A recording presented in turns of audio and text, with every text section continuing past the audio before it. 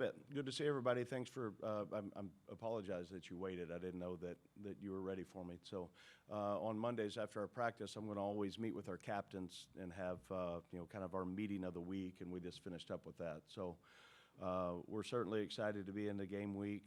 I feel like the last 8 months have flown by. We're in a position that we're getting close to being game ready at every position. The number of reps that each group has had, the situational football. I was just talking to our captains about it, and I will again with our team tomorrow. The number of situations that we've been in, normal downs, red zone, coming out, third downs, all those different things, they're all going to come up on Saturday. And I feel like that we've trained and we're in position now. The confidence that you build in your preparation and in your habits will show up on Saturday. So I think we're getting close at a number of positions to know what the first group will look like as we take the field in every area, in the kicking units, and then offense and defense, and then how many guys beyond that will be game ready and will be in the rotation. And over the years, I've always learned that I think it's really a positive to every single guy on the roster should know exactly what their role is going to be on Saturday. And that'll be communicated to them, whether it's by series or play number. Certainly things happen throughout the games that, with an injury or things could happen. But I want guys to understand exactly where it is going into the game. So I think, I've felt like practice this morning was we moved with urgency. I thought there was really good attention to detail in our communication, especially on defense. I thought offensively we were crisp in this playing catch and then, getting a hat on a hat, running the ball. Our guys, there's excitement, and there should be going into all the work that they've put in now. And now we get a chance. You're not guaranteed anything other than the next opportunity. And for us, it's what a great opportunity for us to play at home, Ross-Ade Stadium. And I'm thrilled about the opportunity to watch our team compete and in front of the home crowd.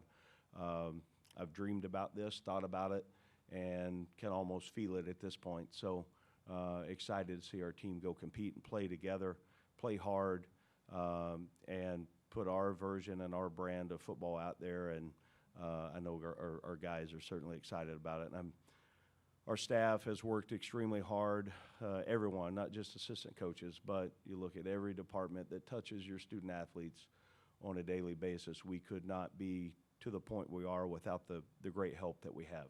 And, very, very appreciative of them in every way. And I thought we had a successful fall camp. And then now it's how many guys can we get game ready, and we're getting really close. So thanks again for your coverage of our football team and our student athletes and all the things that we're going to accomplish here. And we've got a lot of great stories within this team, and you guys a lot of times are the voice that tells that story, and I sure do appreciate that. Hey, Barry, last week, I just kind of want to follow up on something you said. You were talking about this being kind of on schedule and things being in the right direction. I guess, how do you define that at this point of the year? What did you need this team to be doing at this time of the year to be on schedule? Yeah, I think you look at a number of things that have nothing to do with the scoreboard, but everything to do with the scoreboard.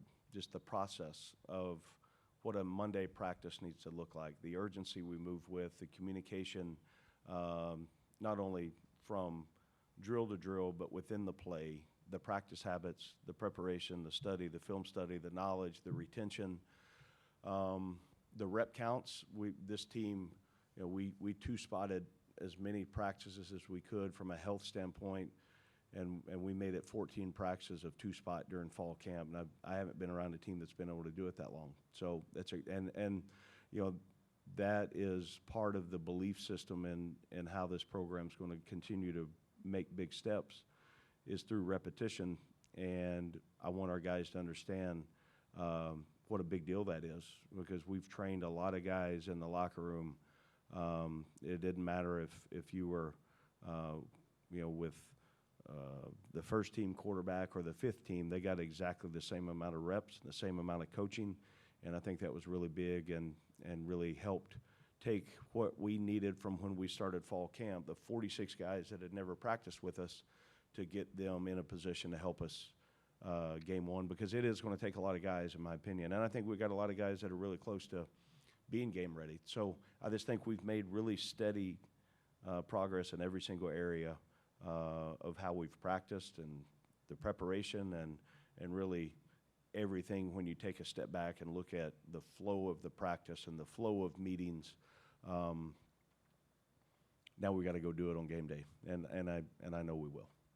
You know, typically when there's coaching changes of this nature, there's an element of the new guy having to kind of come in and help a program learn how to win. That might have been an even bigger situation at your last place where there just hadn't been, I guess, as much. But is that completely out the window now when the rosters change over this much, or is there a certain element of this group needing to learn how to win, learn how to in different scenarios as the season goes along? Yeah, I mean, every team's so different, you know, and I've not spent 1 second talking about last year to this team. And all respect to the history and the tradition of Purdue. I've talked about the tradition of this place, but I didn't talk about specifics of last year. I wasn't here, so I can't even begin to think what it was, good or bad. I have no idea. So it doesn't do me any good talking about last year. It talks the things we've talked about the process on what it takes, okay, and getting into almost a numbing state of this consistently do it every single day. And when you do that, then at some point as an athlete, you get into a flow state of things slow down and you're just able to go play free and play fast and play with confidence. And I've spent more time as a staff and an organization talking about those things, on what it takes, the process, just to get to the point to have the opportunity to go compete. And so I don't want to judge us, this team, on anything that happened in the past. And we've got a blank sheet of paper, and every single day we get to write our story. And then now, you know, we're flipping the chapter into game one, and it'll be a life of its own and a story of its own, and then we'll close that one and move on to week two. But I've said it a couple times. I don't think there's anybody in the building, you know, especially the seniors that have 4.5 months left or whatever it is. They don't want to hear what we're going to do next year. You know, they want to hear I owe that to them. And I feel a deep responsibility to get Purdue football back to winning for the people of Purdue. And you know, this is an honor to be in the chair here. We represent something so much bigger than ourselves, and the urgency to get that done, I think about it every single minute of the day. What struck you about Hidori Hines and just his emergence, whether it was in the spring or in the last few weeks, to become an important part of this defense? Well, there were times in the spring he had really good days, and he was just inconsistent, and that was the challenge. You know, Coach Clark's done a great job with the secondary and him specifically, because he's a great athlete. He's long, can run, change of direction, good ball skills. I also learned this morning, sitting next to Hidori in special teams meeting, he's still 18 years old. I mean, he could be in high school. So he's got a lot of football left ahead of him that he's going to be really good. And if you look at just physical skill traits, that's what I want our corners to look like. And also he has the physical giftedness, but now his football IQ, the understanding of the eye discipline, on everything that goes into it, on how important it is. We're still going to play a lot of guys back there, but he has made more progress than maybe anybody on the roster. Do you know right now how much Denila Morset's going to be able to play this season and what his status will be going forward? You know, I think I'm going to have to ask a question back. When do we put the first injury report out? Is that Wednesday? Saturday. Who'd you ask about? I'm sorry. Denila. Yeah, he would be, like, if we were sitting here today, he would be, for game one, he would be listed out. That's going to change for next week. I don't know what that timetable will look like, but you know, just in fairness of the game and the rules, right now he would be listed as out. I think he's going to be a fast healer, and I don't know what the time frame will be. I never want to list a guy out unless I know absolutely certain that he's going to be, because people heal differently, they respond differently to treatments. But right now, for game one, he would be out, and then we'll take next week as next week gets here. Kind of going off of that, to be entering game one as healthy as you are and as physical as some of your practices that we've seen, is this about what you could hope for, I guess? Well, you look at, again, it's everybody that's part of the organization on how important it is. Okay, if you look at what Coach Rowe has done in the weight room since we got here in January on building the team, you look at what nutrition and Katie has done in fueling our team. You look at the buy-in from the players on them understanding sleep habits, on understanding hydration, recovery. You look at what Cam has done in sports medicine. You look at how we have practiced really, really physical, but we've practiced smart. So then the assistant coaches on teaching them what it's supposed to look like. That again goes back organizationally speaking on how you can get a lot of really good work in, and you can practice physical, you can tackle, but you've got to practice smart, and then really you need some luck on your side too. And I'll take all that we can get. Regarding the captains, 8 seems like a lot to me. Is that normal standard, or I guess is it just the votes were that close that it was worth having 8 captains? I mean, it means a lot to you in comparison to what? We see how many guys go out for the coin flip, and I know there may be more captains beyond that. But the rule is you can only send 4 out. Right. So you can have 30 captains, but only 4 can go for the coin flip. So it's a team vote, and then we look at how the votes stacked up. And there were so many votes for the top 4 on both sides. There was no way that we could say, hey, we can have 3 but not 4. And I am in a strong belief of the more leadership we have, the better and the stronger our team is. I also have challenged the guys that didn't get voted captain. That doesn't mean you're not a leader, and how important that is from every classification. So we have a captains group, and then we've got a leadership committee. And I just think the more and more you can talk and develop leadership within your organization, the faster that we can be on the track for success. I think on signing day you spoke about the receivers and what you were looking for in terms of length and athleticism and such, and then building depth. And then that depth got challenged kind of here early in camp. How beneficial is it now that you see you built that depth to where you have guys that can step into those roles that they weren't anticipating? You always look in recruiting, can he be an impact player year one? And can we get him? Does he have the physical traits to go do that? And then are we in a position to coach him to do that? So I think there's different skill sets for every position. The receiving position, obviously we ask them to do a lot. Okay, can they block at the point of attack? Do they have vertical linear speed? Are they able, the ball radius, what does that look like? Check catch radius. How do they play when the ball's not in their hand?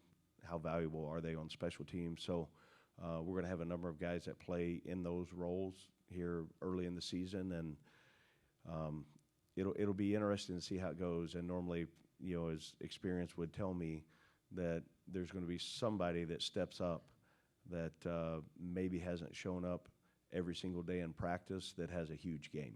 And it's just, they're all getting better in the development of what that looks like. I'm excited about the group. Barry, have you given any thought already to maybe what you're going to say in your pregame speech before you guys hit the field? I don't want to minimize the job that I do or maximize it either way. And I say this very respectful because I had some great coaches I was around. I mean, it's just Hall of Fame guys, and I don't remember one pregame speech they gave. And I remember one that was awful, but it wasn't from the head coach. But if we have to, if they're waiting on me to give them a pregame speech to, let's go do it, then I've missed the boat on preparing them to go play their best. There is messaging that I want them to hear me, and it's more about belief in each other, playing as a team, some of those things. But the rah-rah, throw a frog against the wall and go crazy. That's not really our style.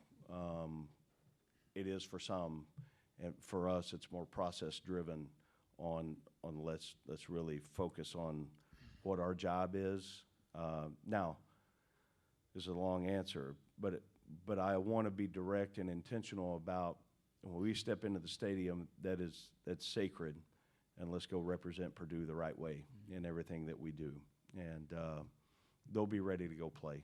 And I'm excited to run out of Tiller Tunnel, and I'm excited to see the fans, and because I know there's great passion, there's great energy, and tremendous support here.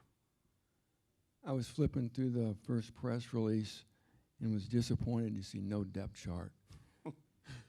I just kind of wondering what the thinking is there.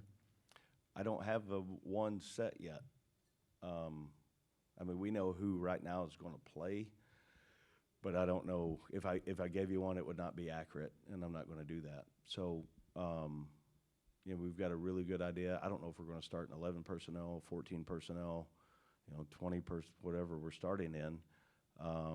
So if I could say these are going to be our starters, that wouldn't be true. I don't know what personnel grouping we're going to start on defense, or even who are with the ones right now. They're still, you know, we need a really good week of preparation before we've decided exactly what that looks like. On Thursday, as a staff, we sit down, we go through a checklist, and we'll talk about, you know, rep count on what we think each guy is going to get, and then on Friday we'll have another meeting, and then Saturday morning we'll have a staff meeting at the hotel, and at that time we're going to know kind of who's running out there on the first snap. Your ideal first opponent, Barry, I mean, how do you feel about playing like a big Power 5 opponent right out of the gate, like the LSU Clemson game? Or would you rather play a group of 5, group of 6 school or FCS school right out of the gate? Yeah, I'm just going to deal in reality of, you know, I've got a lot of respect for Ball State and the job that Coach has done. He had a tremendous year last year at Butler. I know, you know, a little bit of unknown like we are, how many people look different on his roster. So I've got great respect for our opponent, and we need to play really, really well in all 3 phases to have a chance to go play winning football. And if you prepare the right way, then the opponent should be nameless and faceless, and the opponent is us. I think that Purdue will prove that it doesn't matter who we play in Ross-Ade, the thing's going to be sold out, and they're here to watch the Boilermakers play. And Tom, I'm not trying to be difficult in my answer. This is my Super Bowl, and then when this game's over, Southern Illinois is going to be the next one, and we've got to take that approach every single week. How good can we get our team ready to go compete and play this week? And then the schedule is what it is. So we're going to have to play really good ball to have a chance to win. Is it more challenging than ever to prepare for week 1, being that all these schools are going to have so many new players? You can't go back and watch 50 different schools to go find their guys and get dossiers on them. You can watch them. Do you have time to? You have to. I mean, I want to know. And some of them didn't play, and some of them played sparingly, but one at least, and you're not looking at anything schematics, you're looking at what is the skill set of the player. So there was a lot of work in the offseason. We did that, and then we, you know, did a deep dive on the coordinators of the league of what we're playing to try to get, you know, a jump on those opportunities. And but to answer your question, yeah, I think it is a little more difficult than, you know, years ago, and you knew exactly who the returning players were, and because you played them the year before. But I think, you know, if you look around the world of college football, most everybody's probably thinking about the same thing going into week 1. So it's a decision on, are you willing enough and you know, trust enough to go see what you see on what that person or player did last year. And they got a couple guys that are, you know, listed, I think, as going to play that didn't play last year because of an injury or whatever it was. So there isn't tape on some of those guys. One thing that can be pretty ragged early in seasons is tackling. How did you strike a balance between being physical enough in camp and, you know, keeping all your guys on the field? Yeah. I mean, great tackling teams, number one, it comes down to technique and fundamentals, but also comes down to confidence in the play call, the understanding of what their job is to do, leverage angles, pursuit from the other 10 guys on the field. I don't really talk about too much at all about missing tackles. I talk about going and taking your shot at the correct leverage point. And then that's where the pursuit of the other 10 guys, if we miss one, did we miss it because it was fundamental? Did we miss it because schematic? Did we miss it? What are the reasons you missed a tackle? I do feel like we've tackled more in this camp than I have in previous years, just because I do worry about fitting the perimeter, the secondary run support, running out of the stack defensively, just the fits more than the actual tackling, because if we can get the fits right, we'll be a good tackling team. Is there a general kind of relationship you want to establish between offense and defense at Purdue, where you run an offense in a way that it helps your defense, and you maybe run a defense in a way that complements your offense? Yeah, I think you look for and strive for playing complementary football, and it's never going to be by the script on exactly what you want to happen. So if one side is having a tough spot in the game, then the other side, it's our job to pick them up and bail them out. And then the special teams factor for us has got to be, our X factor. We got to be really good in special teams. We got to win the field position battle. The average starting position of where our offense gets the ball every time. That's all three phases going in together, and then defensively the same thing, and the turnover margin. But we talk more, team than anything about, well, the offense is going to go score X amount of points a game. Okay, well, whatever it is, at the end of the day, we got to score more than they do, and it's all three sides' responsibility to get that done. Any more questions for Coach? Barry, I guess I'm just kind of interested the connection between you and Josh Henson and him as a play caller. How ready is he for this? Obviously, you brought him here to do this, and kind of how excited are you to see him get this chance? Yeah, I'm excited for him, and I saw him, 2 years as a play caller at Missouri, win divisional titles in the Southeastern Conference, and he did it at a very high level. There were parts of times, when he was either at LSU or Texas A&M or USC that he had big parts of either play calls or some of those elements. I think, as the sole play caller, I believe the last time he did that was 2014. But I have great trust in all of our coaches and great belief, and they've got a really good, on the offensive side, listening, and I've spent a lot of time in those meetings. The collaboration within the assistant coaches and all the guys on that side of the ball. I mean, I'll take, for example, Austin Appleby. He's got as strong a voice as anybody else in the room on building the game plan. And they've, not every idea is going to work, but collectively, when you have that number of guys with the experience that they have to build a winning game plan, and the things that you think you can build it doesn't matter what I can go draw on the board on a blitz or a route concept. If we can't teach that to our players, then it really doesn't matter. So we've got to be great teachers. Number one, identify what your players do well, put them in position to go do it, and then teach them to be able to go do the things they need to within the play call. And I think Josh has a really good feel for how to build an offense week to week. I mean, every single week we're building, you have your base things you do, but every week you're building a game plan of the week. And I know he's excited about the opportunity, and I'm so thankful that he and Shauna are decided to come here. I just wanted to follow up on kind of what we were talking about with Den Island and in your answer to Tom. Would you be in favor at all of, I guess, more transparency, I guess, across the sport as it comes to roster stuff like that? Or do you want to be in charge of, I guess, each little pit and when it gets out, that sort of thing? And appreciating that you've tried to strike that balance this year with us between that, how much access we have and what you can talk about. The number one job is protect my guys, protect the student athletes. And,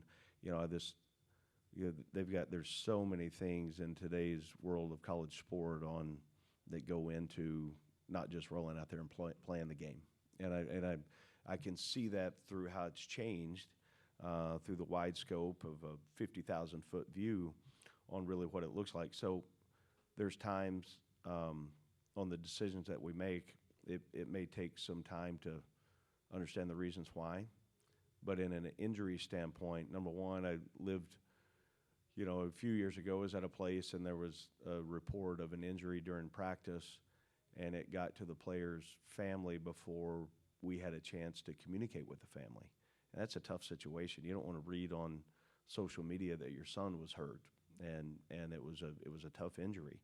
And so I'm trying to protect, also do the things you're supposed to do and be easy to work with, but also protecting our players and the things that they go through every single day.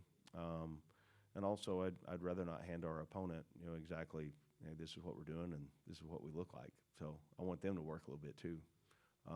So there's a balance there. I understand that, and I'm trying to be easy to work with. I know I'm probably not some of those things. So. But that last part would be negated if it was across the sport. Yeah, but unless there's a governing policy that that's going to actually make that happen, follow through with it, I think there's some maybe unintended consequences that we really, some guys do it, some don't. I mean, what's that really look like? I don't know. I know in our conference, it's the best I've seen on the communication piece of what it's supposed to be and what it will be, and that goes back to the leadership of our commissioner. Anything else? All right, thank you, Coach. Thanks, guys. Have a great week.